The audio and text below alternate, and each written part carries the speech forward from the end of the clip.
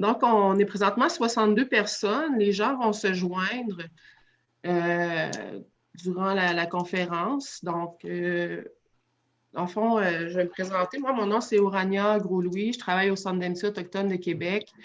Euh, je travaille comme responsable du projet de développement d'une clinique de santé globale pour les Autochtones en milieu urbain. Donc, avec tout ce qui se passe présentement, mais on s'est dit on va offrir une formation sur les réalités autochtones à notre population. Puis c'est avec, avec une grande surprise qu'en publiant l'événement, ça a rejoint beaucoup plus de monde que je pensais. Donc, je suis vraiment contente de l'intérêt qui est porté en ce moment. Même il y a encore des messages qui rentrent en ce moment. Donc, on a 1 heure de conférence avec. Je demanderais peut-être aux gens de fermer leur micro, s'il vous plaît. Dans le fond, c'est ça, on a 1 heure de conférence avec Alexandre Bacon, puis après ça, vous allez avoir accès, vous allez avoir la chance de 15 minutes de questions à poser avec lui. Donc, on a environ jusqu'à 2h15 avec Alexandre. Donc, je ne vais pas parler plus, je vais présenter Alexandre et puis je vais le laisser aller par la suite. Donc, Alexandre Bacon, il est Innu de la communauté de Mastouiatche, président fondateur du Cercle Kizis, co-président de Terre Innu. Il est très impliqué auprès des organisations Premières Nations et il offre régulièrement des conférences et des formations portant sur les enjeux autochtones. C'est avec plaisir qu'il agit aujourd'hui à titre de président du Cercle Kizis, avec qui cette formation gratuite est rendue possible. Donc, à toi, Alexandre. Merci, Orania. Bonjour à tous. J'espère que vous vous portez bien et que toute cette pandémie-là ne vous met pas trop à mal, ni dans votre vie personnelle, ni dans votre vie professionnelle. Je pense que c'est un enjeu pour tout le monde. Hein. On doit tous composer avec cette situation-là. Puis il y aurait d'ailleurs beaucoup à dire sur la gestion de la pandémie, les impacts de la pandémie sur les communautés autochtones.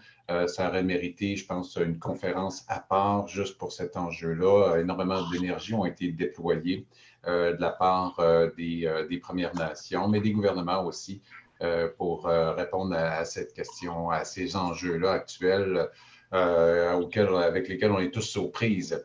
Alors, d'abord, je vous remercie d'être là. Puis effectivement, comme le disait Orania, pour moi, votre intérêt à être présent aujourd'hui montre à quel point je pense qu'il y a un point tournant, un autre point tournant peut-être là, qui a été franchi dans les dernières années, puis peut-être même dans les dernières semaines avec la tragédie que l'on a connue à l'hôpital de Joliette avec le décès de Joyce, qui nous a tous profondément impactés.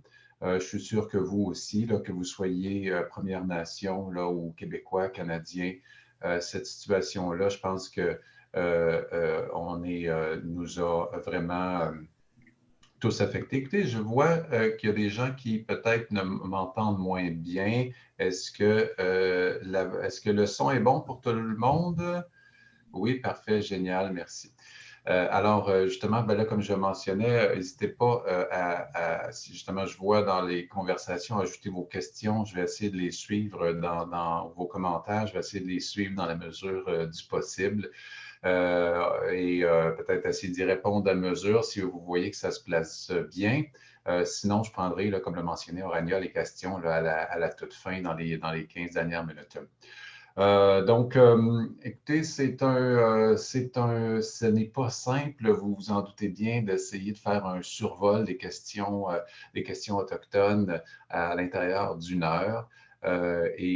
Aujourd'hui, pour moi, l'objectif, c'est peut-être de mettre en lien un certain nombre d'éléments qui vont vous permettre de mieux saisir les questions autochtones, de vous pister peut-être vers quelques références, quelques ouvrages, là, si vous souhaitez pousser davantage votre connaissance et votre compréhension des enjeux autochtones. Donc, l'idée pour moi aujourd'hui, c'est surtout qu'on passe une belle heure ensemble à survoler ces enjeux-là et à vous donner le goût d'en savoir davantage, bien sûr. Alors, je vais essayer de partager mon écran. Alors, l'animateur a désactivé le partage d'écran par les participants. Alors, Orania, si vous voulez bien me permettre de partager mon écran.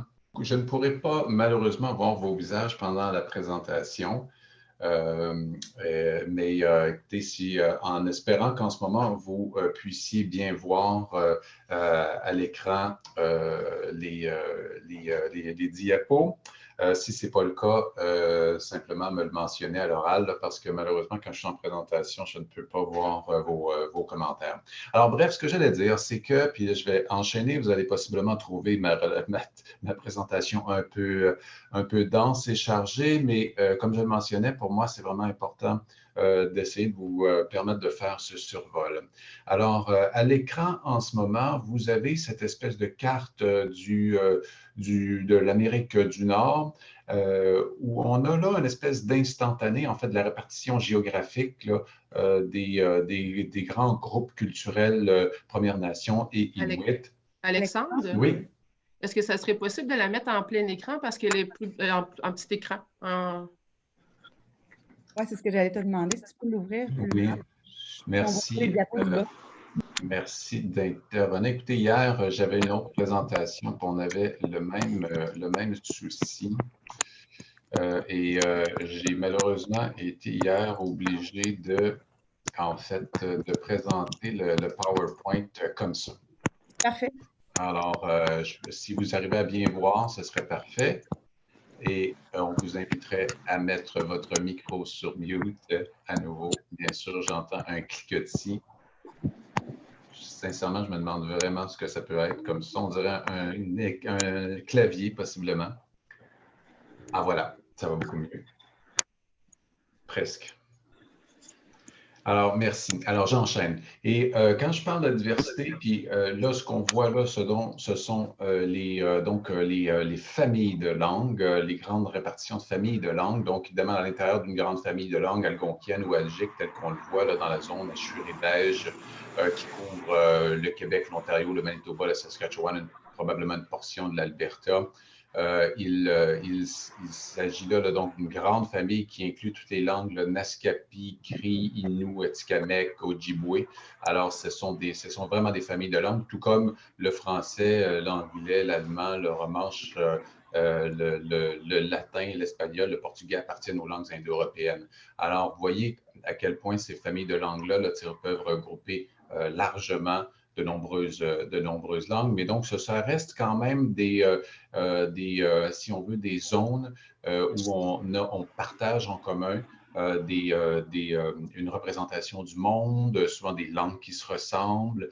On va partager aussi une mythologie commune à l'intérieur de ces mêmes grands groupes culturels et linguistiques. Autre point important ici qui est vraiment à noter, c'est que quand on regarde la répartition géographique des grands groupes culturels Premières Nations et Inuits en Amérique du Nord, on voit à quel point aussi les frontières actuelles, non seulement les frontières internationales avec les États-Unis et le Mexique, mais les frontières entre les provinces n'ont rien à voir avec la répartition géographique telle qu'elle était à tout le moins dans les dernières centaines d'années. Bien sûr, c'est en mouvance continue, ces frontières telles qu'elles l'ont toujours été dans les derniers millénaires, ça permet, si on veut, là, de mieux comprendre pourquoi, par exemple, au Québec, où on retrouve 11 nations, il n'y a qu'une seule des nations qui n'ont pas de communauté sœur à l'extérieur de la province ou à l'extérieur du pays. Alors, c'est le cas, par exemple, des Inuits, bien sûr, qui ont deux communautés sœurs du côté de Labrador, du côté des Mi'kmaq, des Malécites, de nombreuses communautés au Nouveau-Brunswick, Nouvelle-Écosse, et même dans les États du Vermont bref, des États du nord-est de la Nouvelle-Angleterre. Et pareil du côté Anishinaabe, des Cris en Ontario, d'autres communautés qui sont là. Donc, les frontières qui sont là, bien sûr, d'un point de vue autochtone, sont tout à fait arbitraires et rajoutent, je dirais, à la complexité lorsqu'il s'agit si on veut, d'agir ensemble, lorsqu'on est obligé de composer avec différents gouvernements dans nos interactions. Alors, et à l'échelle du Canada, voici donc la répartition géographique des 650 quelques communautés autochtones au Canada. Alors, on voit à quel point, là, vraiment sur l'ensemble du territoire, on retrouve ces communautés-là. Et souvent, dans mes présentations, là, je pose des questions quiz. Combien y a-t-il de réserves indiennes au Canada au début des années 1800? Et vous savez possiblement la réponse, il n'y en a pas. Alors, non pas qu'il n'y a pas à certains endroits des établissements ou des points de rencontre où à ce jour il y a des communautés autochtones, mais les réserves en tant que telles sont vraiment une création de la loi sur les Indiens. Et n'ont pas d'existence historique. Donc, vous voyez, alors j'insiste toujours au début de la rencontre là, sur cette grande diversité de réalités Premières Nations et Inuits et Métis au Canada.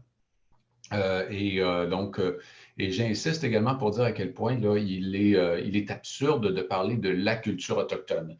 Alors, vous connaissez la culture autochtone tout autant que vous connaissez la culture africaine. Hein? La culture africaine, 54 pays, 1,3 milliard de personnes, 2000 langues. Alors, il en va exactement de même pour les Premières Nations, une très vaste diversité de réalités, même au sein d'une même nation, c'est-à-dire qui regroupe, par exemple, au sein des communautés Cris, des communautés Innu, des communautés Anishinaabe, on va retrouver des différences là, importantes d'une communauté à l'autre. Alors, c'est vraiment important de garder bien en tête ces enjeux. Alors, 600 quelques communautés autochtones au Canada, une soixantaine de langues, environ 1,4 million de personnes au Canada s'identifient comme autochtones. La majorité sont des Premières Nations. Alors, pourquoi les Inuits ne sont-ils pas des Premières Nations? On va y revenir dans un instant, mais pour faire ça simple, les Premières Nations sont les communautés dont les membres étaient des Indiens inscrits. Inscrits dans quoi? Bien, inscrits dans le registre des affaires indiennes, donc sous la loi sur les affaires indiennes, la loi, pardon, la loi sur les Indiens.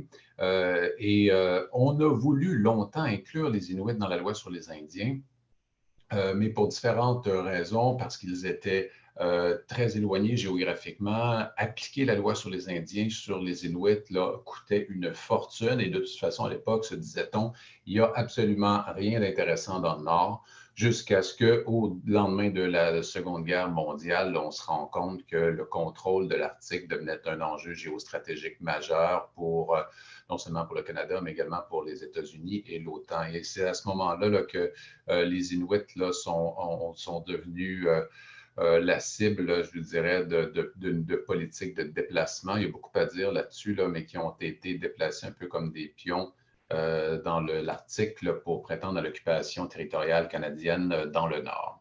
Bref, je passe assez vite là-dessus parce que sur la question des statistiques, parce que vous allez facilement trouver des informations là-dessus. Quelques termes là, au niveau sur la terminologie, simplement pour dire que, justement, pour ne pas se mêler, souvent on va dire est-ce qu'il faut que je dise Première Nation, Premier Peuple, Peuple autochtone, est-ce que je peux encore dire Amérindien, Indien, je peux tout dire Sauvage? Ben, ça dépend dans quelles circonstances, surtout ces jours-ci où il semble vraiment très délicat d'utiliser ces mots. Vous avez vu possiblement le scandale là, qui a fait l'utilisation de certains mots dans les classes dans des universités ontariennes. Alors, je pense que le mot sauvage est moins chargé émotionnellement. Puis je vais y revenir tout à l'heure, même sur sa première signification, qui est peut-être pas si loin de ce que peuvent être les Premières Nations d'un certain point de vue. Alors, bref, pour revenir sur la terminologie la plus appropriée, c'est-à-dire que, donc, si vous parlez d'un des trois principaux groupes autochtones au Canada, référez-vous à ce qui est écrit dans la Constitution, c'est-à-dire les Premières Nations, les Inuits et les Métis. Si vous cherchez un terme qui regroupe les trois, vous pouvez utiliser le terme premier peuple ou peuple autochtone. Alors, ce sont donc des expressions génériques, même le mot autochtone avec un A majuscule au sens d'un nom. Donc, autochtone, premier peuple, peuple autochtone sont des termes génériques là, qui incluent tout le monde, à la fois les Premières Nations, les Inuits et les Métis. Alors, les Premières Nations, comme je vous l'ai dit tout à l'heure, ce sont les Indiens inscrits sur le registre, sont encore sous la loi sur les Indiens, sauf certaines communautés qui ont, par exemple, signé des ententes par lesquelles ils sortaient de la loi sur les Indiens. Au Québec, c'est le cas des Cris et des Naskapi qui, en signant la Convention de la baie James, sortait donc de facto de la loi sur les Indiens.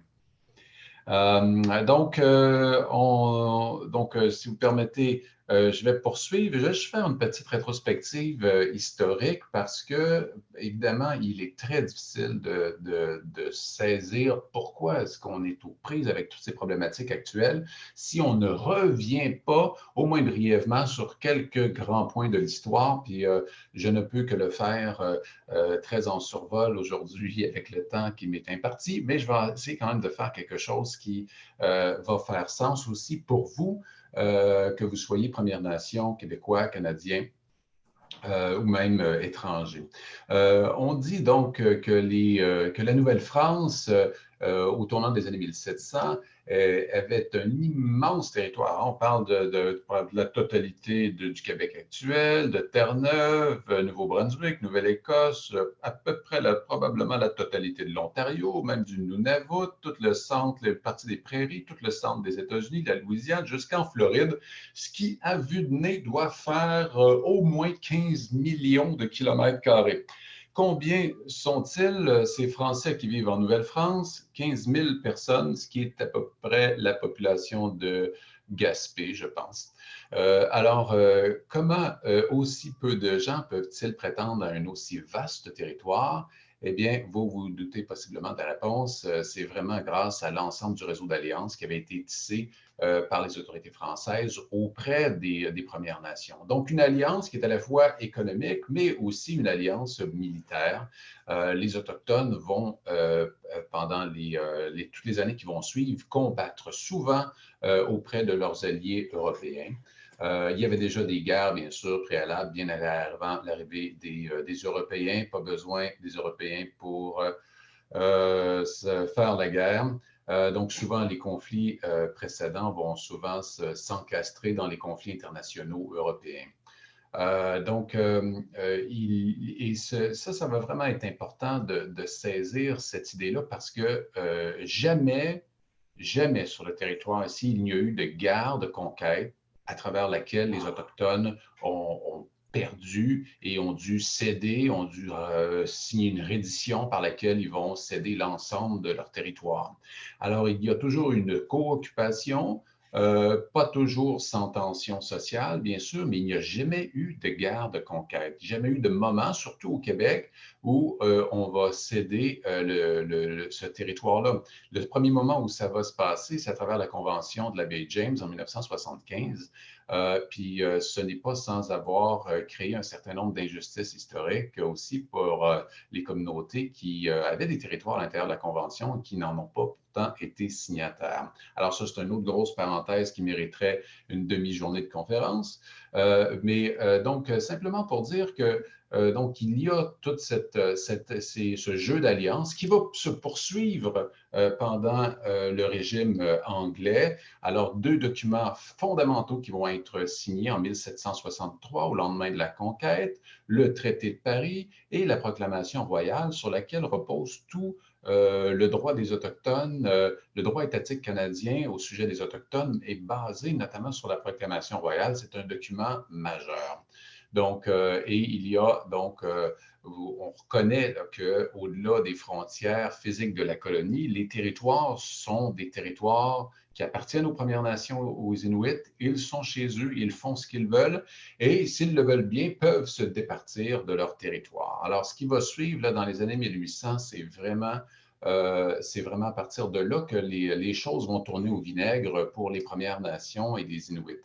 Donc, du côté, et les Métis, il faut quand même le souligner, qui ont dû vraiment guerroyer très fort là, contre l'État canadien. Simplement, au début des années 1800, il va vraiment y avoir ce point de bascule pour différentes raisons. D'une part, il y a une chute du cours des fourrures. Tout à coup, la fourrure ne vaut presque plus rien. Donc, les Autochtones perdent, si on veut, leur levier, leur pouvoir économique. Mais aussi et surtout, en 1815, les Premières Nations vont pour une dernière fois participer de manière significative dans un conflit international auprès des autorités coloniales. Et c'est au moment où les Américains attaquent Québec et cherche à annexer le Québec aux États américains. Alors, le poids militaire des Premières Nations à l'époque a vraiment fait une différence. Si ce n'avait été de la participation des Premières Nations à l'époque, peut-être cette semaine, auriez-vous été appelé à voter pour Trump ou Biden, selon vos préférences. Et donc, c'est vraiment important de se rappeler de ces participations-là au maintien de l'intégrité territoriale du Canada. Mais au lendemain de ces participations militaires, je vous dirais, les forces militaires britanniques, l'effondrement de l'Empire français, du moins à l'extérieur du territoire européen, fait en sorte qu'on a de moins en moins besoin de la part militaire des Premières Nations. Pire, il commence à devenir une nuisance parce que, à l'époque, les Anglais ont besoin de venir chercher tout à coup leur bois dans le Dominion du Canada. Ils ne pouvaient plus aller le chercher dans la mer Baltique comme ils l'avaient fait jusque-là. Et dans l'imaginaire québécois, toute cette période-là, c'est l'époque des draveurs, des bûcherons, de la chasse-galerie. Mais d'un point de vue autochtone, il s'agit du début d'une période très, très sombre parce qu'à mesure qu'on abat les arbres dans les forêts québécoises qui restent debout, les Autochtones qui commencent à constituer un problème pour les gouvernements, littéralement. Et c'est ce pourquoi on va commencer à mettre en place des législations qui vont viser à les intégrer de force. Alors, on a cette première loi, avant la loi sur les Indiens, en 1857, qui s'appelle l'Acte pour encourager la civilisation graduelle des tribus sauvages. Alors, ça a l'avantage d'être clair comme titre, hein? Au moins, il n'y a pas d'ambiguïté, on sait de quoi on parle. Donc, on cherche vraiment à assimiler de force l'ensemble des populations autochtones, à les sédentariser. Et ça, c'est pas évident. Si on avait eu le temps, bien sûr, on aurait pris tous ensemble là, une petite année pour aller en forêt, vivre auprès d'une communauté ou d'une autre, puis de pouvoir nous imprégner du mode de vie, de la vision du monde et de l'ensemble des savoirs qui sont nécessaires pour la vie en territoire.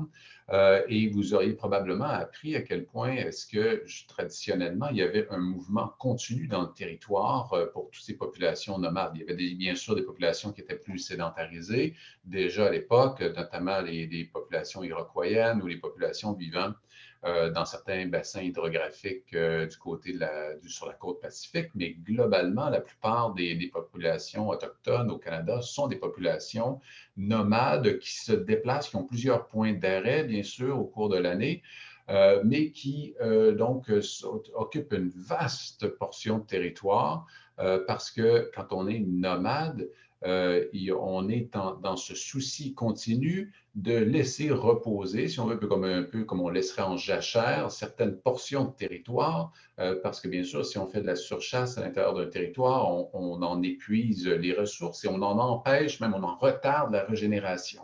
Donc, il y a vraiment cette préoccupation continue. Puis qu'il y avait des rencontres souvent tous les automnes. Moi, je me souviens de mon grand-père qui me racontait qu'à tous les automnes, on se réunissait à la fourche aux hirondelles pour décider quelle portion de territoire on allait laisser reposer cette année. Alors, il y a ce souci dans la pensée autochtone de maintenir, si on veut, un niveau de régénération, de biodiversité maximale dans le territoire pour nous assurer pour les années futures et pour les générations futures de maintenir le vivant dans son plus grand déploiement. Donc, l'idée de la sédentarisation forcée, souvent de faire des Autochtones des chrétiens sédentaires, pratiquant l'agriculture, c'est extrêmement loin du mode de vie traditionnel. Il va y avoir, bien sûr, la première constitution canadienne par laquelle le Canada va gagner une sorte d'indépendance et qui va octroyer au gouvernement fédéral les pouvoirs et compétences en matière autochtone. Et c'est ce pourquoi, en 1876, on a donc la première version de la loi sur les Indiens qui s'appelle l'Acte des Sauvages, qui est vraiment dans la poursuite tout à fait logique et cohérente de la précédente loi avec vraiment la politique d'assimilation, la création des réserves, des conseils de bande, l'interdiction des pratiques religieuses, différentes mesures sexistes d'appartenance. Et l'objectif de l'acte des sauvages, a priori, est très clair. Il faut faire disparaître les populations autochtones à l'intérieur d'environ 25 ans. Alors, non pas que, donc, on ne voulait pas nécessairement les tuer, quoiqu'il y a vraiment eu des génocides au Canada. C'est le cas notamment à Terre-Neuve avec les Béotucs, et on en verra d'autres formes dans un instant. Mais on cherchait vraiment à faire disparaître les Autochtones sur le plan culturel, en obligeant légalement les parents, sous peine de prison, à laisser leurs enfants aller dans ces camps de concentration qu'on appelle les pensionnats indiens. Vous en avez certainement entendu parler, notamment à travers la commission Vérité et Réconciliation là, qui a mis au jour les traumatismes majeurs à l'échelle du Canada qu'ont subi les enfants Premières Nations qui sont bien sûr par la suite devenus des adultes, mais les traumatismes là-dedans qui ont été vécus sont clairement en grande partie, peuvent grandement être en partie imputables à tous les problèmes socio-économiques que l'on connaît aujourd'hui, de consommation, toxicomanie, alcoolisme, violence, les suicides. Et ce n'est pas propre aux Premières Nations. Partout où les Britanniques ont mis en place ce type de politique d'assimilation auprès des enfants dans ces camps de concentration, on voit exactement les mêmes traumatismes partout. Alors, si vous voulez en savoir davantage, vous trouverez énormément d'informations là-dessus, notamment à travers donc, le rapport final de la Commission Vérité et Réconciliation, dans lequel on retrouve 94 appels à l'action qui peuvent certainement guider vos réflexions si vous vous demandez de quelle façon il est possible de mieux agir pour sortir le Canada de cet état de discrimination systémique. Hein. Puis je vous rappelle que la loi sur les Indiens, aussi absurde que ça puisse paraître, s'appelle d'abord encore la loi sur les Indiens et son contenu est encore extrêmement discriminatoire et crée vraiment une seconde classe de citoyens gère énormément de paramètres de la vie sur réserve et vient contraindre la vie sur réserve à être dans une sorte de sous-développement structurel. C'est-à-dire que c'est comme si dans la structure même de la loi, il est impossible ou très difficile dans une communauté autochtone de pouvoir accéder au développement que pourrait accéder normalement une municipalité. Juste pour vous donner un exemple très simple, dans la loi sur les Indiens, il est prévu qu'un membre des Premières Nations sur sa communauté est insaisissable, c'est-à-dire qu'il ne peut, un huissier ne peut venir cogner chez lui pour saisir ses biens. Alors, a priori, ça a peut-être l'air chouette, le huissier ne peut jamais venir chez vous, sauf que, bien sûr, quand vous regardez l'envers de la médaille, il n'y a presque pas d'institutions financières qui vont être disposées à vous prêter de l'argent puisque vous ne pouvez rien mettre en garantie. Et l'accès au crédit est une condition fondamentale de base pour le développement économique. Alors, c'est simplement un des exemples, mais il y en a de multiples et qui s'appliquent encore à ce jour. Du côté du problème indien, je parlais de génocide tout à l'heure, ça je le marque parce que nous, on avait au Canada un ministre des Affaires, en fait un agent, c'est comme si on veut un haut responsable des affaires indiennes à l'époque, qui est resté là pendant au moins 2 décennies, Duncan Campbell Scott, qui, à un moment donné, trouvait que les Autochtones ne mourraient pas assez rapidement. Et il envoie donc à l'ensemble des pensionnats la directive comme quoi, quand un enfant contracte la tuberculose, qu'il faut le forcer à côtoyer ses amis et collègues de classe le plus possible. Alors, l'agent de la Colombie-Britannique lui répond, M. McKay, puis lui dit, écoutez, on ne peut pas faire ça, ils vont mourir. Et Duncan Campbell Scott répond, puis c'est dans les archives officielles canadiennes, il est facile de reconnaître que les enfants indiens perdent leur résistance naturelle aux maladies en habitant si proche dans les écoles résidentielles, dans les pensionnats, et qu'ils meurent à un taux plus haut que dans leur village. Mais cela ne justifie pas un changement dans la politique de ce ministère, lequel est orienté vers une solution finale de notre problème indien. Alors, il y a vraiment des gens qui, à une autre époque, ont souhaité, un peu comme le général à Amherst, tuer le plus d'Autochtones possible. Alors, il faut, je pense, clairement reconnaître cette portion très sombre de l'histoire par laquelle donc, des gens, des milliers d'enfants d'ailleurs ne rentreront jamais chez eux après leur passage dans les pensionnats. Alors que de l'autre côté, quelle image, puis là ça me permet un peu de faire le pont avec les tristes événements des dernières semaines, quelle image dans l'imaginaire québécois et canadien va-t-on mettre au sujet des populations autochtones? Alors, je vous ai ressorti un livre, puis si vous avez plus de 60 ans aujourd'hui, vous avez possiblement eu même ce livre-là dans votre enfance. Il s'agit des livres de Guy Laviolette qui ont continué d'être lus et enseignés jusqu'à ce qu'il y ait cette enquête sur l'éducation au Québec là, qui amène les changements profonds de la création des cégeps, mais aussi de tout le contenu des livres. Je ne voudrais pas exonérer ce qui va se faire par la suite. Là, il y a encore énormément de travail à ce jour quant à la façon dont on enseigne l'histoire et les réalités Premières Nations, Inuits et Métis dans les écoles du Québec. Mais à l'époque, c'était pire que tout. Alors, vous voyez en couverture de ce livre, mon second album d'histoire du Canada.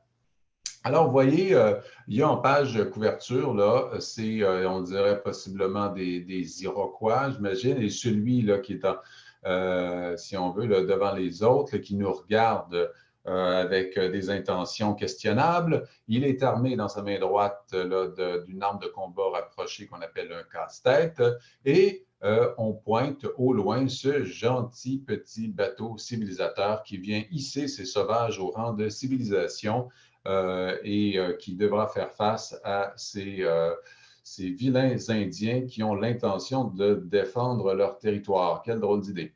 Alors, que retrouve-t-on dans ce second album d'histoire du Canada? Eh bien, j'ai pris quelques extraits, si vous permettez, juste pour nous donner un peu une idée de la construction, de la représentation mentale qu'on a longtemps transmis auprès des jeunes. Alors, qu'est-ce qu'il y a en fait avant l'arrivée des Européens? En fait, à la place des villes, à la place des grandes villes comme Québec, Montréal, il n'y a rien que des arbres partout, pas une seule maison. Mon pays était une immense forêt. Alors, il y a des forêts, Eh bien, autrefois, mon pays était une immense forêt. Puis là, je ne l'ai pas mis, mais dans la page suivante, on se met à énumérer aussi tous les animaux qu'il y a dans la forêt. Il y a les orignaux, il y a des castors, il y a des caribous, il y a des outardes et il y a des Indiens. C'est dans la même phrase. Si on veut, on assimile les populations autochtones à la faune qui est dans le territoire.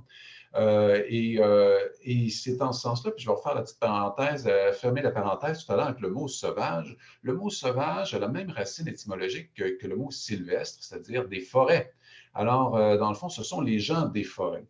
Et comme je vous le mentionnais tantôt, c'est difficile de saisir, quand on a vécu toute sa vie comme sédentaire, ce que ça peut représenter d'être un nomade et de disposer de tout ce qu'il faut comme connaissance, comme vécu pour aller en pleine forêt avec son clan, souvent des groupes de 20-30 personnes, et arriver tout à fait à vivre, à manger, à se vêtir, à se guérir, à se loger au fur et à mesure qu'on avance dans le territoire parce qu'on a tout ce qu'il faut. C'est comme si, à un moment donné, il y a une espèce de point de bascule où on devient vraiment partie intégrante de l'environnement, ce qui est très difficile à faire et à opérer comme, si on veut, position intérieure quand on est sédentaire.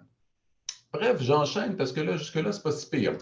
Que dit-on au sujet de maquillage? Alors, les hommes se peignaient aussi le visage, le nez, les joues en noir et le reste du visage en rouge. Ils se couvraient le corps de dessins étranges et ils le faisaient parfois avec tant de soin qu'on aurait dit des vêtements véritables.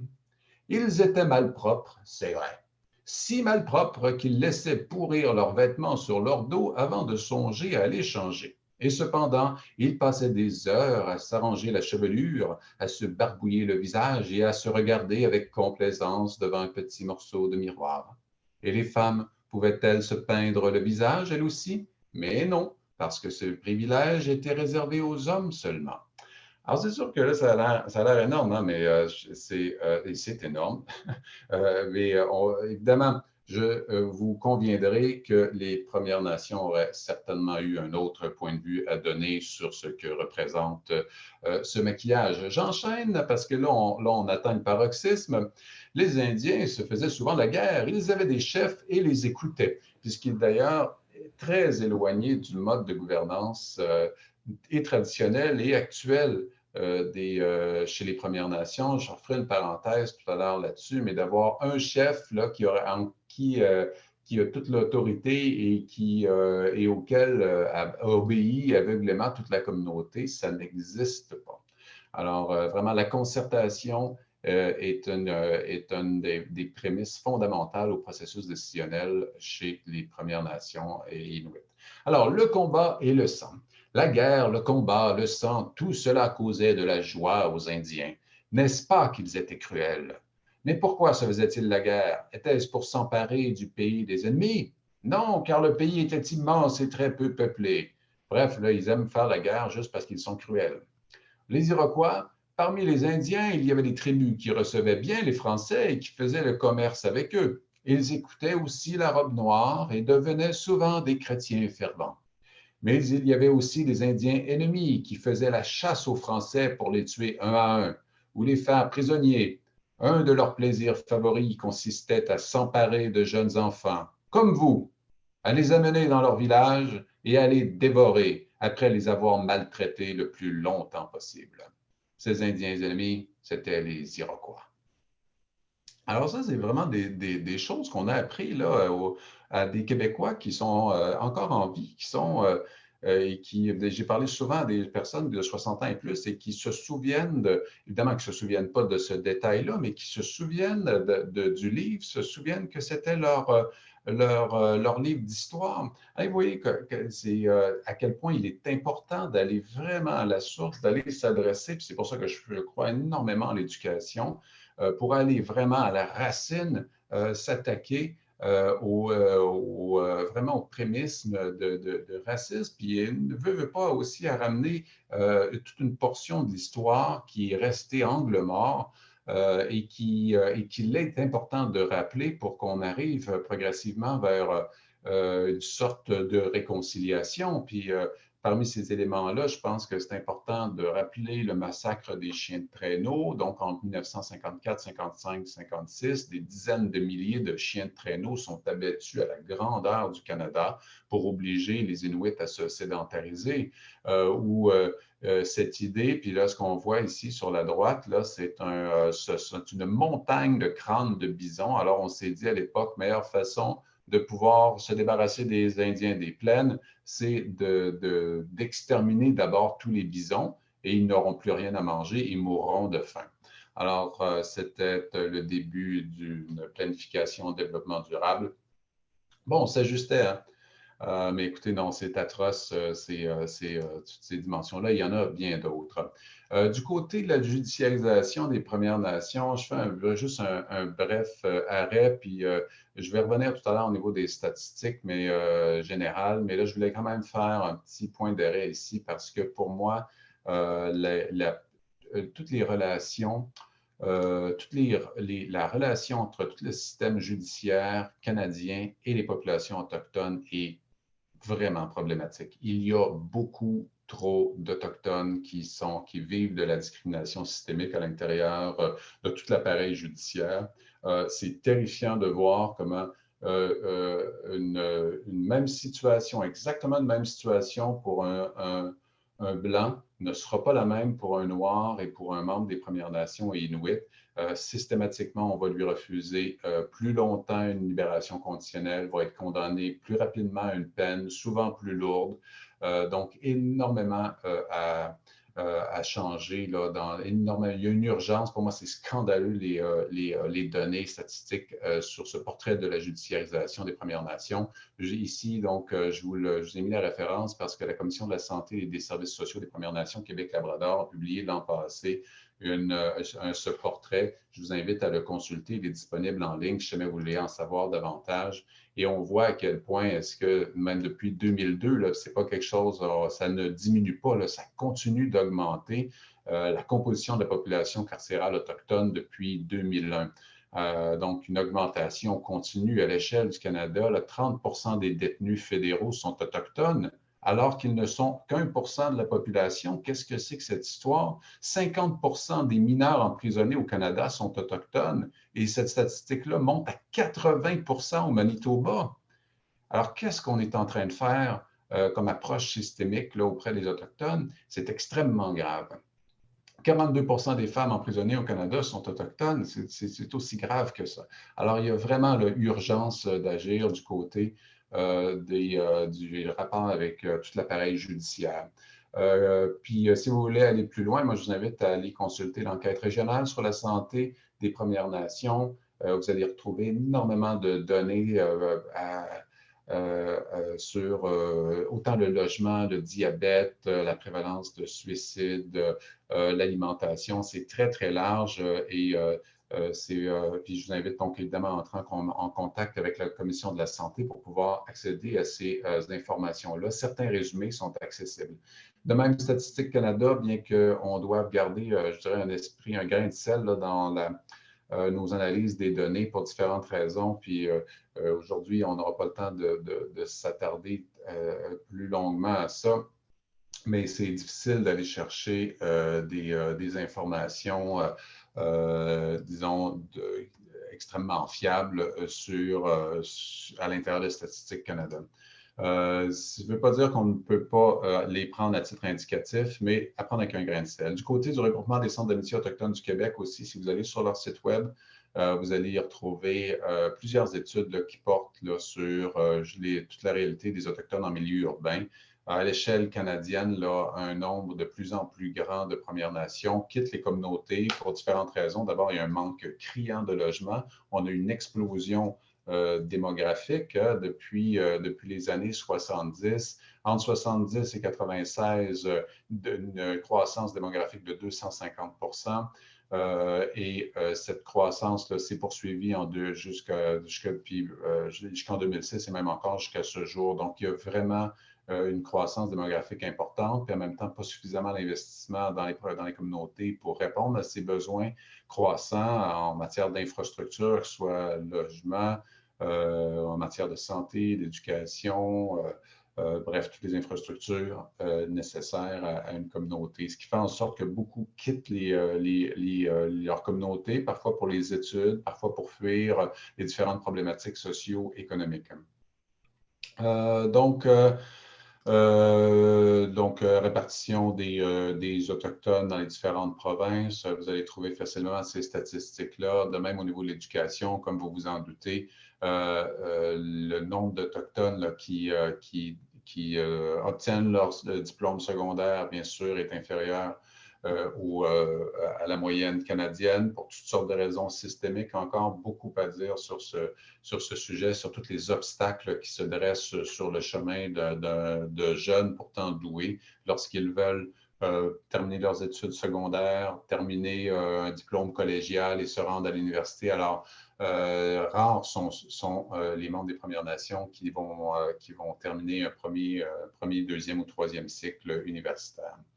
Globalement, plusieurs enjeux publics importants, construire une économie viable, endiguer les problèmes de santé, les problèmes sociaux, notamment les problématiques de suicide qui ont connu un accroissement dans les derniers temps à cause de la pandémie, plus particulièrement dans les milieux urbains. Investir dans des nouvelles infrastructures qui répondent aux besoins criants en matière de logement, créer des conditions qui vont accroître la réussite de la persévérance scolaire, préservation des langues et des cultures autochtones. Je vais passer vite, mais j'ai vu qu'il y avait plusieurs d'entre vous qui viennent des milieux universitaires, donc qui doivent, si on veut, considérer les questions autochtones dans le cadre de leur recherche. Plusieurs universités, beaucoup d'universités en fait, se sont dotées ou sont en train de se doter d'un plan dit de réconciliation avec les Premières Nations qui vont couvrir différents enjeux. D'une part, la reconnaissance, mais aussi la formation pour les Allochtones, la formation pour les Autochtones, tous les services de soutien que peuvent fournir les universités pour faciliter justement le passage des Premières Nations inuites à l'intérieur des murs de l'université. Tous les mécanismes de collaboration avec les partenaires autochtones pour faire de la recherche, non pas une recherche sur les Autochtones, mais une recherche avec les Autochtones.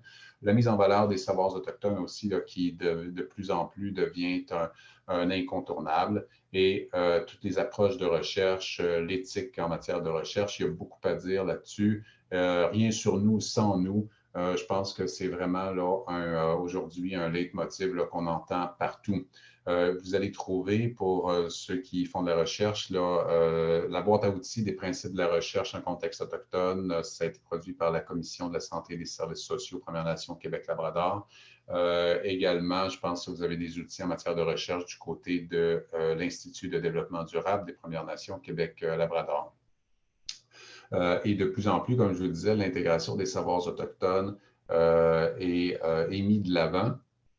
Il y a différents outils là, qui sont développés. Justement, l'IDD-PNQL, l'Institut de développement durable, là, vient de publier là, un document là, qui va porter sur les savoirs, l'intégration des savoirs autochtones. Même la loi, certaines lois fédérales comme C-69, adoptée en 2019, va obliger les gouvernements à intégrer ces savoirs-là. Alors, que sont-ils d'ailleurs, ces savoirs-là? Ce n'est pas toujours évident, c'est toujours, ce peut être l'intégration des, si on veut, la collaboration des chasseurs, des gens qui côtoient le territoire, des aînés. Donc, ça peut être autant des observations qu'on fait sur le territoire, mais aussi de la façon dont les Autochtones se représentent le territoire. Je vais en faire une petite, parenthèse là-dessus tout à l'heure. Alors, évidemment, quand aujourd'hui, on considère le passé et la façon dont la gestion des questions autochtones a été faite, on peut se questionner certainement sur la façon dont les problèmes autochtones ont été traités, combien de rapports ont été finalement tablettés, de recommandations qui n'ont jamais été mises vraiment en œuvre. On a parfois l'impression que la montagne est trop grosse, puis on peut faire baisser les bras. Ou pire, de voir des gens, puis on l'a vu à certaines époques politiques, s'opposer ou considérer les Autochtones comme étant un obstacle au bon développement économique du territoire. Alors que, justement, dans cet exercice d'échange et de partage, une approche collaborative, et on a peut-être tous à y gagner. Et en partageant nos différents points de vue sur ce qu'est la réalité, sur ce qu'est le territoire, sur la façon dont il devrait être développé, sur les solutions qui devraient être mises en place dans les communautés pour répondre aux solutions, sur l'autonomie des Premières Nations. De toute évidence, il y a un dialogue qui est encore à construire. Et peut-être que la vérité ne se trouve ni chez l'un ni chez l'autre, mais se trouve dans cet échange sur ce que veulent dire les mots, ce que veut dire la cohabitation sur ce territoire-là. Ça me rappelle d'ailleurs une anecdote dans les années, au début des années 70, quand on a commencé la construction des barrages hydroélectriques. À l'époque, l'Association des Indiens du Québec, pour soutenir les cris, avait déposé une demande d'injonction interlocutoire pour interrompre les travaux d'Hydro-Québec dans le nord, sur les territoires nordiques. Et là, il y a un vieux cri qui est invité à la cour, puis il y a le juge Malouf à l'époque qui est là, puis il y a évidemment, le vieux cri ne parle ni français ni anglais.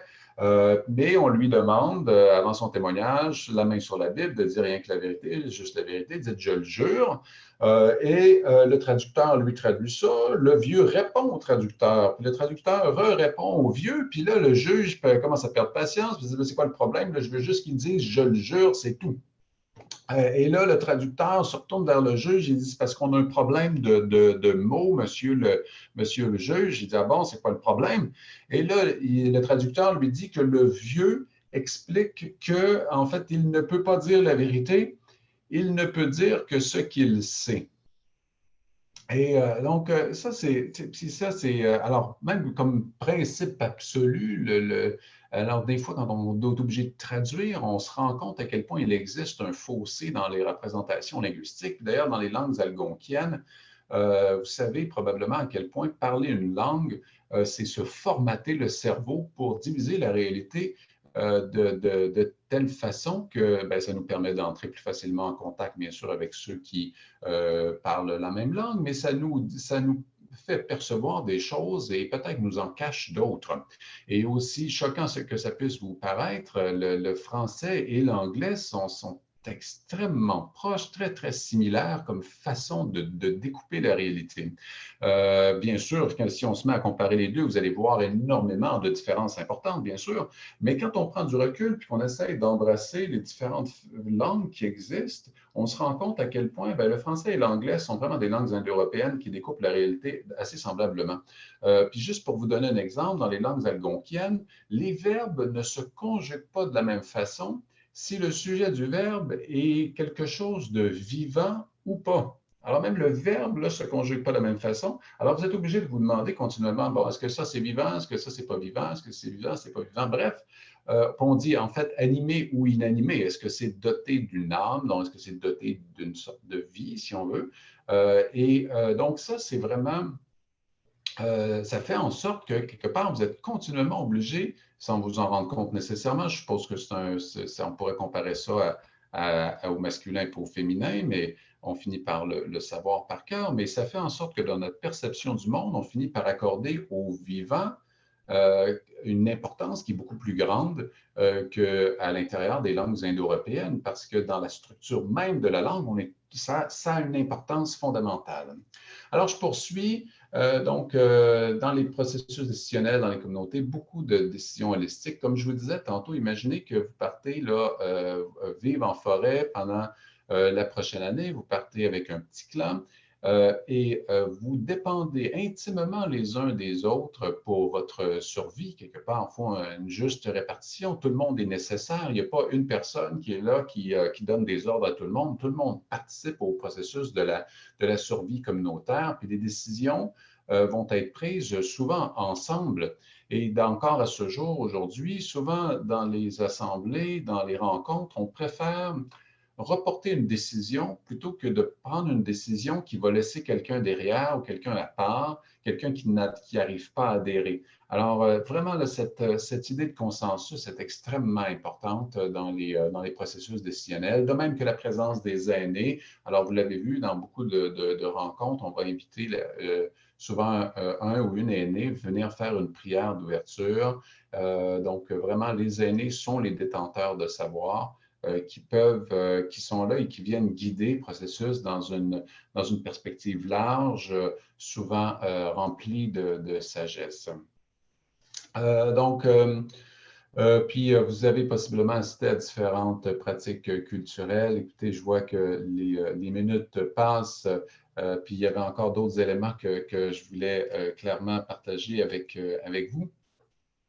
Mais peut-être juste, je vais parler de la première parce qu'on la voit peut-être plus souvent. Vous avez peut-être vu cette cérémonie de purification par laquelle donc, on va faire brûler de la sauge dans un coquillage avec une plume d'aigle, puis on va avoir un officiant qui va venir faire la purification de la personne. Et ce que je trouve intéressant dans ce geste-là, c'est qu'on arrive à unir les 4 éléments importants de la représentation du monde Première Nation au sujet du cosmos. Alors, vous avez le coquillage qui représente l'eau, bien sûr, la sauge en tant que telle qui représente la terre, la fumée, le feu, bien sûr, représente le feu, et l'air est représenté par la plume d'aigle. Alors, c'est vraiment à travers ce geste-là une façon de se reconnecter à l'ensemble des éléments. Puis la relation de l'individu avec l'ensemble de son environnement est fondamentale. Dans la pensée autochtone, l'individualité n'a pas la même importance que dans la pensée occidentale. On dit souvent qu'en fait, l'individualité n'existe que dans sa relation avec le reste de son environnement. Et donc, quelque part, souvent la fumigation, cette purification-là, cherche à permettre à la personne quelque part, de purifier cette relation-là, de se reconnecter avec l'ensemble de son environnement. Puis d'ailleurs, ça me permet de faire un pont important parce que souvent on dit, dans la pensée occidentale, souvent l'homme va se percevoir comme au-dessus des animaux. Il est une forme d'évolution, parce qu'il est plus intelligent, plus fort, il est capable d'avoir raison d'à peu près tous les autres animaux, il se sent supérieur, par-dessus, privilégié, et c'est très, très, très éloigné des pensées autochtones où l'humain est partie intégrante, si on veut, représenter dans un grand cercle du vivant.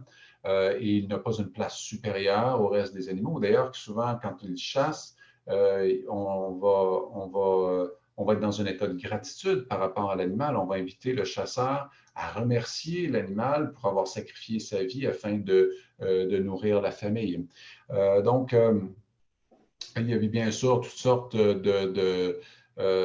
si on veut, de façons de comparer les différentes visions du monde, mais cette hiérarchie du monde du côté occidental, elle est inscrite très anciennement, puis ce n'est pas propre au monde judéo-chrétien. On le voit, sitôt que on a des populations humaines qui se sédentarisent, là, qui vont avoir un carré de terre qu'elles vont cultiver, sur lesquelles elles vont semer, qu'elles vont récolter, et qui va devenir quelque part leur sécurité alimentaire. On voit systématiquement que, en fait, cette approche-là permet de nourrir plus de bouches avec un territoire plus petit. Comme je vous l'ai dit tantôt, quand on est nomade, souvent, ça suppose d'occuper un beaucoup plus grand territoire qu'un sédentaire pour nourrir le même nombre de bouches. Toutefois, donc, ce que ça fait, c'est que, bien sûr, ça génère une augmentation de la population, mais ça instaure systématiquement des valeurs de hiérarchie, la mise en place de hiérarchie, et non seulement de hiérarchie entre les hommes, mais aussi la perception que l'homme est supérieur à toute autre forme de vie sur Terre. On le voit inscrit dans ce que les chrétiens appellent l'Ancien Testament, mais bien sûr, du côté du judaïsme, il ne s'agit pas de l'Ancien Testament, mais du seul Testament. Donc, dans la Genèse, puis Dieu dit, faisons l'homme à notre image, selon notre ressemblance, qu'il domine sur les poissons de la mer, sur les oiseaux du ciel, sur le bétail, sur toute la terre, sur tous les reptiles qui rampent sur la terre. Il créa l'homme à son image. Il les bénit, leur dit, soyez féconds, multipliez, remplissez la terre, l'assujettissez, dominez sur les poissons de la mer, sur les oiseaux du ciel, sur tout animal qui se mue sur terre. Alors, c'est vraiment très éloigné, comme je le disais tantôt, des perspectives Premières Nations. D'ailleurs, dans les légendes anciennes, chez les Algonquins, il y a ce qu'on appelle généralement les Atnogan, Atnogana, puis bon, les mots vont varier, mais Atnogan, c'est souvent la racine du mot qu'on va retrouver. On retrouve quelques récits fondateurs extrêmement intéressants. Ils sont environ au nombre de 5. Vous avez l'histoire de Mesh, qui est de l'origine du monde, Tchakapesh sur le premier homme, les oiseaux d'été sur la fin de l'ère glaciaire, Ayaesh, l'enfant abandonné, et enfin le célèbre Kwekwatio, qui est le Carcajou. Puis je vais simplement faire une petite parenthèse sur Mesh et Tchakapesh parce que Mesh, ça raconte l'histoire commence, c'est le début du monde, et ça dit qu'en fait, il n'y a de vie sur Terre que dans les océans, que dans l'eau, et que ça raconte l'histoire de ce poisson plus fantasque que les autres qui décide de sortir de l'eau, il se hisse sur la rive, puis progressivement, il lui pousse des pattes, puis il lui arrive toutes sortes d'aventures. À un moment donné, même l'eau monte, il est obligé de trouver une façon de ramener la Terre sur Terre.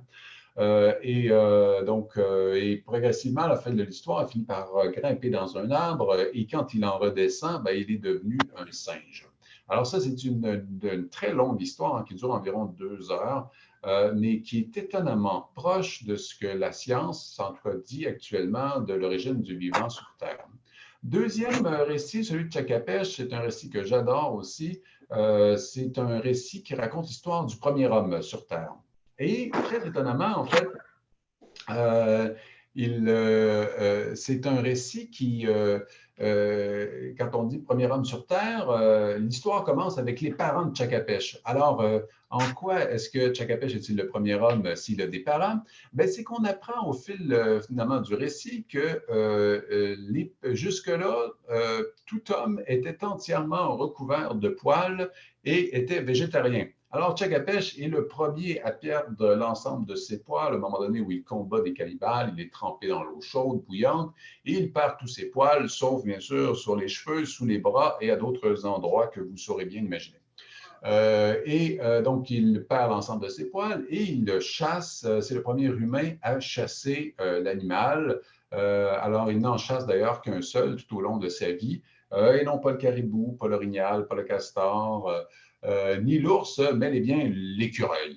Alors, il ne chasse et ne mange que l'écureuil.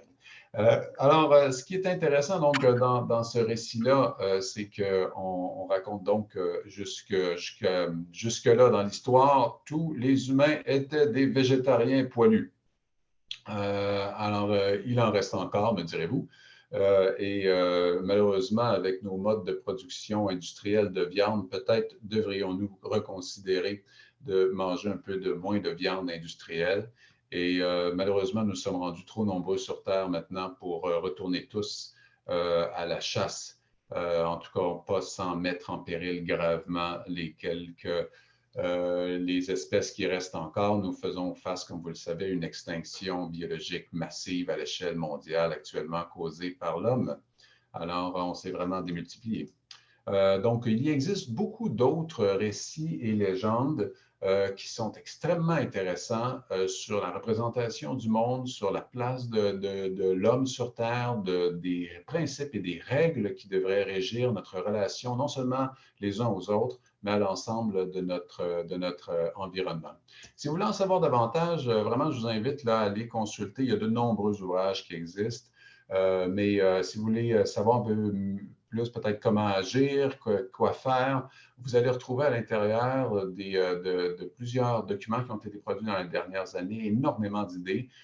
Puis je prends le temps quand même de remettre la Commission royale d'enquête sur les peuples autochtones, produite en 1996, qu'on appelle parfois la Commission Erasmus du Sceau, qui est un document, c'est énorme et vous avez là énormément d'informations.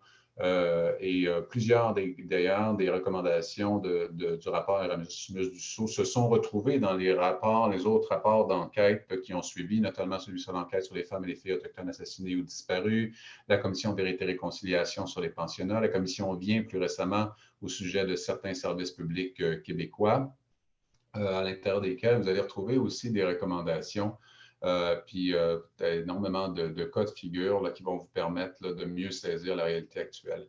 Au sujet des Autochtones au centre du Canada, je vous suggère aussi la lecture de ce livre-là qui est extrêmement bien fait, très difficile à lire, mais sur la façon dont les gouvernements canadiens ont réduit à peau de chagrin là, les Premières Nations dans les plaines de maladies, famine organisée, disparition du mode de vie autochtone. Si vous voulez quelque chose d'un petit peu plus général puis accessible à tout le monde, je vous suggère le tout récent guide pédagogique de Wapikoni, Introduction à la diversité des cultures autochtones au Canada, produit en collaboration avec l'UNESCO, ou le très célèbre Mythes et réalités sur les peuples autochtones de Pierre Lepage, qui a sorti l'an dernier, là, sa 3e édition, mise à jour et augmentée, que vous allez trouver downloadable gratuitement, notamment sur le site de la Commission des droits de la personne et des droits de la jeunesse. Alors, écoutez, vous avez probablement senti à quel point j'aurais pu en rajouter ci et là. Puis, effectivement, ma formation dure une semaine en tout. Mais l'idée, c'était surtout de vous donner envie d'en apprendre davantage. Et il me reste encore quelques minutes. Je ne sais pas si parmi l'ensemble des participants aujourd'hui, vous auriez des questions, commentaires à formuler. Je pense, Orania, je ne sais pas si tu as eu le temps de suivre les questions. Oui, vas-y. En fait, il y a une question de Sarah. Elle dit, si je peux poser une question maintenant, mais sinon je redemanderai à la fin. Donc, à ce moment-là, cela veut dire que les Européens ont en fait transgressé les traités qui statuaient initialement sur une cohabitation. On parle de la proclamation royale ici, c'était dans Oui, ce... ça fait référence au début de la conférence. Oui, c'est ça. Bien, écoutez, au sujet des traités, c'est clair qu'il il y a énormément de cas historiques où les traités n'ont pas été respectés ou carrément ont été signés dans des conditions que l'on peut vraiment questionner. Alors, par exemple, là, à partir justement de la proclamation royale, et où il est dit que les Autochtones, s'ils le souhaitent, peuvent se départir de leur territoire au profit de la couronne, on s'est vraiment posé la question, comment faire en sorte qu'ils veuillent bien obligatoirement se départir de leur territoire? Et c'est à partir de là qu'on va partout en Ontario, Manitoba, Saskatchewan, Alberta, puis même une partie de la Colombie-Britannique, se mettent à signer des traités qu'on dit les traités numérotés ou les traités historiques.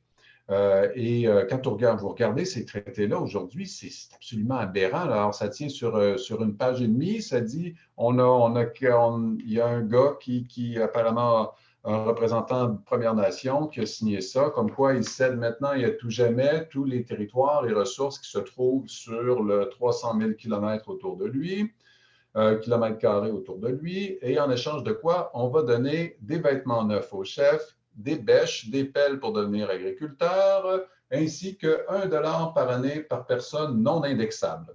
Alors, imaginez-vous qu'encore à ce jour, il y a eu cet été des agents de la Gendarmerie royale du Canada qui se sont déplacés dans toutes les communautés autochtones signataires de ces traités historiques pour distribuer 1, 2 et dans certains cas $3 par personne pour honorer les traités, d'avoir cédé donc ces territoires-là pour l'ensemble, pour l'éternité. Donc, au niveau de la bonne foi, on repassera. Donc, votre question est pas simple non plus à répondre. Il y a toutes sortes de cas, il y a tout et son contraire, mais globalement, on peut clairement remettre en question la façon dont ces traités se sont signés. Dans les traités modernes, toutefois, je vous dirais qu'on n'est pas du tout dans le même type de rapport. Alors, si vous regardez la convention, justement, qu'ont signé les Cris, les Inuits et les Naskapi, qui est un traité moderne, ou encore celui signé par les Nisga'a ou d'autres nations, le niveau si on veut, la reconnaissance des droits est beaucoup plus étayé. Alors, j'espère que ça répond à votre question. Dans le fond, Mme Sarah, elle avait la main levée, mais j'imagine qu'elle veut parler. Je pense qu'on pourrait prendre les 3-4 personnes qui ont des questions en ce moment et les laisser parler. Donc, parfait. On fait ça. Oui, merci beaucoup. Je pense que ça va aller mieux à l'oral. Donc, en fait, ça répondait votre explication en partie à ma question qui était mais dans quelles conditions, dans quel contexte ont été faits ces traités, parce que ça me semblait surprenant que des traités comme ça aient été signés. Puis en fait, le morceau qui me manquait dans ma tête, c'était mais comment ça, quand il y a eu des transgressions, on n'entend pas parler, mettons, qu'il y a eu, je ne sais pas moi, des rébellions de la part des peuples autochtones ou qu'il y a eu des violences ou qu'il y a eu des choses comme ça. Donc, c'est ça, j'étais intriguée par les conditions dans lesquelles ces traités ont été signés, puis qu'est-ce qui fait que quand il y a eu transgression, en tout cas moi personnellement, je n'entends pas parler du fait que les communautés autochtones se sont soulevées particulièrement contre ces transgressions-là. Donc je me demande qu'est-ce qui s'est passé en fait à travers ça. Est-ce qu'on les a, c'est ça, contraints au silence? De quelle façon? Est-ce que c'est ça, il me manquait vraiment beaucoup d'éléments du contexte parce que je n'ai pas du tout toutes les connaissances nécessaires sur ce sujet. Je vais juste faire une parenthèse là-dessus parce que c'est important de comprendre un certain nombre de mécanismes en place au Canada justement pour empêcher toute forme de rébellion.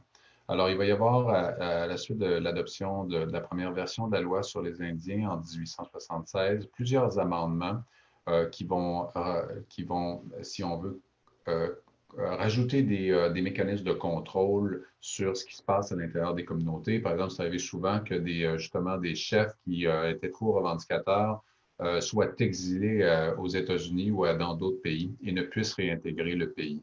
Alors, beaucoup d'élus ont été exilés comme ça de force. Aussi, d'autres mécanismes légaux importants. Il faut savoir que jusqu'en 1951-1952, qui est c'est la dernière grande modification de la loi sur les Indiens, là, à part la loi C-31 en 1985, là, qui va permettre enfin aux femmes autochtones qui marient des non-autochtones de maintenir leurs droits. Mais 1951, dernière grande modification de la loi sur les Indiens. Et tenez-vous bien, jusque-là, il est un avocat, il est illégal pour un avocat de prendre une cause autochtone ou de lever des fonds pour une cause autochtone sans être passible de prison. Alors, il est illégal de défendre dans le système de justice canadien une cause autochtone, surtout si c'est sur les questions territoriales. Alors, et ça jusqu'en 1951. Une autre disposition de la loi qui change deux autres morceaux, puis je vous dirais, l'amendement de 1927 est le pire de tous. Il fait en sorte que littéralement les Autochtones deviennent en fait, dans leurs réserves, ils deviennent en fait, c'est une prison à ciel ouvert. Il faut des permissions ministérielles pour pouvoir sortir et entrer de la réserve. Donc, sauf ceux qui voulaient participer à l'effort de guerre de la Seconde Guerre mondiale, bien sûr. Puis un autre élément important à savoir, jusqu'à cette date-là, jusqu'en 1951, un Autochtone qui veut s'inscrire à l'université doit préalablement abandonner l'ensemble de ses droits. Alors, c'est juste des exemples comme ça de différents mécanismes qui sont en place pour justement faire en sorte qu'il soit impossible pour une communauté autochtone, parfois même de saisir les enjeux qui sont en place. Vous savez, tout à l'heure, j'ai mentionné à quel point est-ce que il n'y a jamais eu de guerre, de conquête en tant que telle par lesquelles les Autochtones auraient cédé leur territoire. Mais je vous dirais, le principal mécanisme d'accaparement des territoires, c'est le système de droit canadien. C'est le système de justice canadien qui fait en sorte que les Autochtones ont été progressivement dépossédés de l'ensemble de leur territoire et de leurs droits. Question? Par la suite, on avait M. Ouou Labosse Nomades. Ouais, je donnais un bel accent, hein? Excusez-moi, Sylvie. Oui. Allô, Alexandre, c'est Stéphane Neptune. Ah, salut, Stéphane. Ouais, j'avais une question, en fait. Bon, je suis Innu de Mashtewiyatch et j'ai su dernièrement que mes ancêtres étaient Abénakis, mais qui ont été dépouillés de leur identité dans le passé par les Oblats et les recenseurs du temps pour les renommer comme étant des Inuits. C'était quoi la raison? C'était-tu juste pour tuer l'identité distincte de chaque nation qui se trouvait dans la région pour uniformiser les Autochtones pour opérer leur génocide culturel? L'histoire spécifique de Mashtewiyatch, effectivement, d'abord, même historiquement, avant même qu'il y ait des populations forcées d'être déplacées, notamment donc des Abénakis, des Malécites. Alors, plusieurs familles présentes à Mashtewiyatch sont d'autres communautés. Non seulement Abénakis, mais aussi Malécites. Il y a des familles Cris, des familles Anishinaabe, d'autres familles Atikamekw. Mais avant même ces déplacements forcés, Mashtewiyatch a toujours été, par son emplacement géographique, un lieu de carrefour et de rencontre pour de nombreuses nations autochtones. Donc, si on veut, on était déjà dans un mélange culturel. Les Inuits qui étaient là initialement, on les appelle souvent les Kakouchaks. Et ceux qui sont venus par la suite, donc, ont fini par compléter cette espèce de communauté très cosmopolite. Il y a eu des déplacements forcés. Je pense effectivement qu'un des objectifs était probablement l'assimilation de ces populations autochtones-là. Puis ça a créé une espèce de défi de cohabitation communautaire à Mashtewiyatch parce que tout à coup, tu avais des populations qui étaient des Premières Nations qui ne parlaient pas le Nilwéun, qui est la langue Innu parlée à Mashtewiyatch. ça a fait en sorte que, si on veut, de rajouter un niveau de difficulté à la survie de la culture Innu traditionnellement. Maintenant, est-ce qu'on ne pourrait pas tourner ça en opportunité et dire, écoutez, on a là un lieu carrefour Première Nation, peut-être justement une façon d'utiliser cette diversité-là pour aller plus loin. Du moins, c'est ce que je souhaite. C'est de tourner les choses positivement. Merci, Alexandre. Merci, Stéphane. En fait, il n'y avait pas vraiment d'autres questions. Il y a Judith Lapierre. Il y a Judith Lapierre qui fait partie, qui est coordonnatrice ou en charge du département des soins infirmiers, qui aimerait beaucoup rentrer en contact avec toi. J'imagine que peut-être c'est le cas avec certaines personnes aussi qui aimeraient peut-être te contacter. Est-ce que c'est possible de laisser ton courriel dans la boîte? Oui, tout à fait. On pourra faire ça. Puis, je tiens aussi à dire, aujourd'hui, si... D'abord, je voudrais bien sûr vous remercier d'avoir été présents aussi nombreux. Là, c'est vraiment pour moi un grand plaisir et un honneur de pouvoir m'adresser à vous pour, si on veut, partager les quelques connaissances que j'ai là au sujet ces réalités historiques, politiques, sociales. Puis, sincèrement, plus on se penche là-dessus, plus on prend conscience avec vertige parfois de l'immense complexité des réalités autochtones au Canada. Quand on se met à se pencher sur l'histoire de chacune des communautés, sur l'histoire, sur ce que sont leurs cultures, leur réalité politique, leur réalité communautaire, sur toute la diversité des langues autochtones, sur leur représentation du monde, sur leur mythologie, sur leur constellation. Bref, c'est immense. Vraiment, c'est plus qu'une vie d'intérêt à mettre bout à bout avant de ressentir peut-être l'impression qu'on commence à avoir fait le tour. Donc, en tout cas, merci d'avoir été là. Pour moi, c'est un grand privilège. Je vois aussi qu'il y avait une question aussi alentour de la Déclaration des droits des peuples autochtones. C'est une avancée concrète importante ou quelque chose de symbolique. Les deux. Symbolique au sens où la déclaration telle qu'elle a été adoptée n'a aucun pouvoir contraignant sur le droit en droit canadien. Mais l'objectif, ça reste justement de progressivement faire pression, puis votre appui va toujours être une épaule de plus à la roue pour faire en sorte que d'une portion de plus en plus grande des principes qui s'y trouvent soient concrètement mis en application. Parce que, bien sûr, il y a la reconnaissance des droits, mais il y a aussi leur mise en œuvre qui est fondamentale. Sans quoi on ne peut avoir des droits, s'ils sont inapplicables, on n'est pas plus avancé. Donc, la mise en œuvre des droits est fondamentale.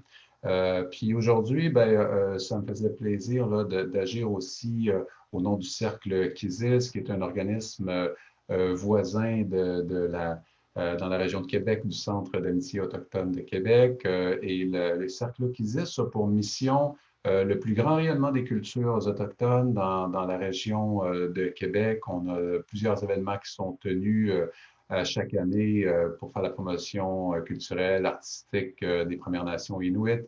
On offre des cours de langue autochtone avec Joséphine Bacon qui offre des cours de langue Innu-Imun, également des cours d'Atikamekw.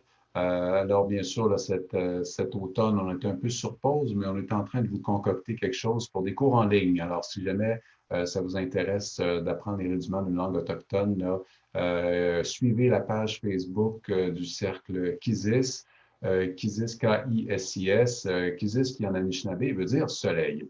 Et ça me permet de faire le pont avec ce que disait Orania. Si jamais vous souhaitez peut-être avoir des présentations, Kizis va continuer d'offrir des formations comme ça, peut-être un peu plus spécifiques, là, qui sont vraiment des survols là, de certains enjeux autochtones. Si vraiment vous souhaitez avoir des formations spécifiques pour vos organisations, le plus simple, effectivement, serait peut-être d'entrer en communication plus directement avec moi. Vous pouvez le faire là, à mon adresse courriel bacon.alexandre@gmail.com. bacon.alexandre@gmail.com. Puis ça me fera un plaisir d'envisager les possibles avec vous. Je dois avouer que mon horaire est assez chargé, mais j'espère, pour moi, ça reste quand même important de le faire. Je me réserve toujours aussi du temps pour faire ce type de présentation-là. À nouveau, merci infiniment d'avoir été là aujourd'hui. Puis, merci Aurania de l'avoir écrit. Je ne sais pas si il y en avait encore une dernière question. Je pense que n'hésitez pas de toute façon si vous avez d'autres questions, là, entrer en communication avec moi ou avec Aurania. Merci Aurania puis au Centre d'amitié autochtone de Québec pour cette invitation et d'avoir coordonné toutes ces demandes d'inscription. Oui. Ça fait super plaisir. Merci à tout le monde. Puis, vous avez l'adresse ici. La conférence va être sur la page Facebook dans les quelques jours, le temps qu'on sache un peu comment ça fonctionne. Donc, inquiétez-vous pas. Restez à l'affût de la page Facebook du Centre d'amitié autochtone de Québec. Merci beaucoup, Alexandre. À bientôt. Au revoir. Au revoir. Miigwech.